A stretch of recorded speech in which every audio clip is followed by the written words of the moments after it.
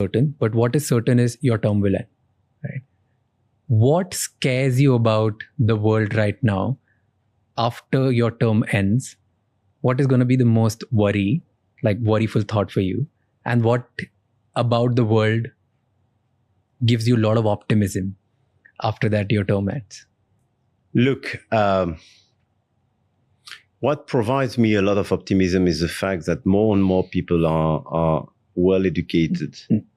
I really believe we have to do much more again, because still you have 100 millions of inhabitants in this continent, in Africa, where we have to improve the level of education to allow them to have more opportunities. But it never existed to have such a world where so many billions of inhabitants have this level of education and training.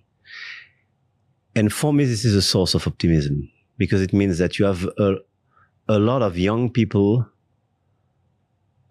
with brain and enthusiasm, and they will invent something better for sure. I mean, for the world, in terms of innovation, culture, and how to deal with climate change and biodiversity, so I see that as a unique opportunity, and to be cherished, because clearly this is something we delivered during the past few years and still to be improved. What scares me is the lack of, I would say, predictable and reliable framework in terms of defense and security. I think we entered during the past few years into uncharted territories.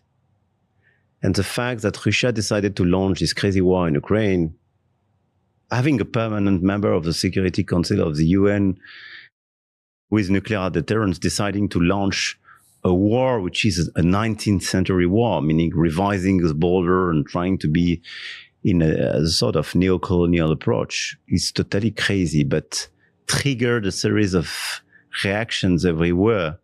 And I think the fact that, yes, today a lot of big countries and big leaders seems not to see international order and the Charter of the UN as sort of our common code and common rules.